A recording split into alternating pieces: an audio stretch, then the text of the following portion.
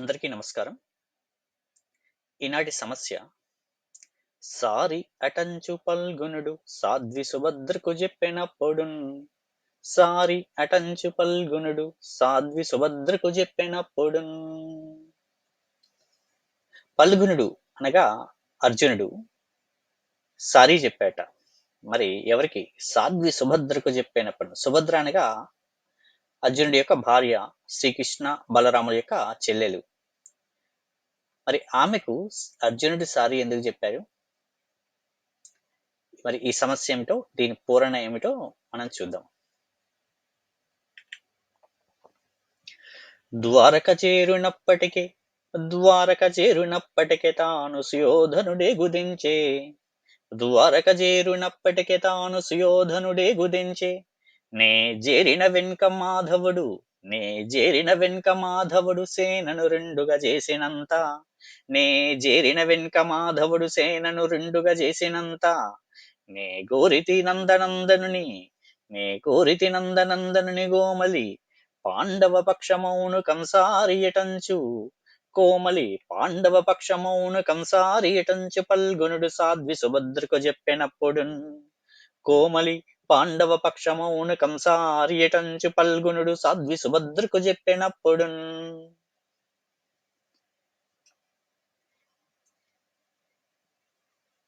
ఈ పూరణని మనము పాండవులు తమ యొక్క అరణ్య అజ్ఞాతవాసంలో పూర్తి చేసుకొని దుర్యోధనుడు వారికి రాజ్యం ఇచ్చే పరిస్థితి లేదని, యుద్ధం తప్పదని ఇరుపక్షాల వారు వారి వారి యొక్క శ్రేయోభిలాషుల యొక్క సైన్య సహకారాన్ని అడిగే విధం అన్న సమయంలో, వారి సైన్యాన్ని సమకూర్చుకునే అటువంటి సందర్భంలో ధర్మరాజు అర్జునుని శ్రీకృష్ణుని వద్దకు పంపుతారు. అప్పుడు శ్రీకృష్ణుడి ద్వారకా నగరాన్ని చేరుకున్న అర్జునుడు తన వెళ్ళిన పని పూర్తి చేసుకొని వచ్చి తర్వాత తన భార్య సుభద్ర అడుగుతుంది, ఏమైంది, వెళ్ళిన కార్యక్రమం ఏమైనా పూర్తి సఫలమైందా లేదా అన్నట్టుగా సుభద్రాదేవి అర్జున్ని అడుగుతుంది. అప్పుడు అర్జునుడు ఇలా పలుకుతున్నాడు, ద్వారక చేరునప్పటికే తాను సుయోధనుడే గుదించే. నేను వెళ్ళాను ద్వారకా నగరానికి, శ్రీకృష్ణుని దర్శించి మాకు యుద్ధంలో సహాయంగా రమ్మని అడగడానికి వెళ్ళాను. కానీ అప్పటికే అక్కడి సుయోధనుడు అనగా దుర్యోధనుడు వచ్చి కూర్చున్నాడు. అప్పటికి శ్రీకృష్ణుడు తను విశ్రాంతి తీసుకుంటూ నిద్ర అవస్థలో ఉన్నారు కాబట్టి ఆ తర్వాత నే చేరిన వెనుక మాధవుడు, అలానే వెళ్ళిన తర్వాత మాధవుడు ఏం చేశాడంటే సేనను రెండుగా చేసేనంత. తన దగ్గర ఉండే సైన్యాన్ని రెండు భాగాలుగా చేశాడు. ఒకటి నారాయణులనే గోపాల సైన్యం ఒకటి, రెండుగా తాను ఒకవైపు, ఆ మిగతా 10,000 మంది గోపాలుల యొక్క సైన్యం ఒకవైపు, తానొకడు ఒకవైపు అని రెండు భాగాలుగా చేశాడు.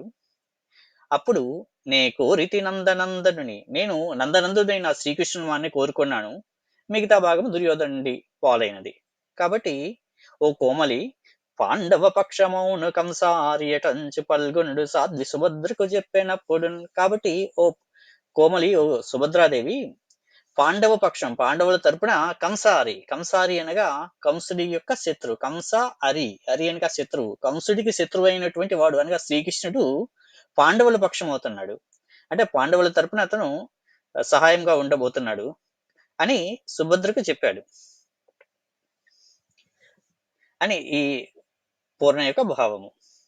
అయితే ఇక్కడ మనము సారి అనే పదాన్ని కంసుడి యొక్క శత్రువు అని పూరించడం జరిగింది. కాబట్టి ఇక SORRY సారీ గానే ఏ సిల్క్ శారీ గాని ఇక్కడ ఏమీ లేదు, అటువంటి గొడవ ఏమీ లేదు. ఇక్కడ ఉన్నదిలా కంసారి అయినటువంటి శ్రీకృష్ణుడు మాత్రమే.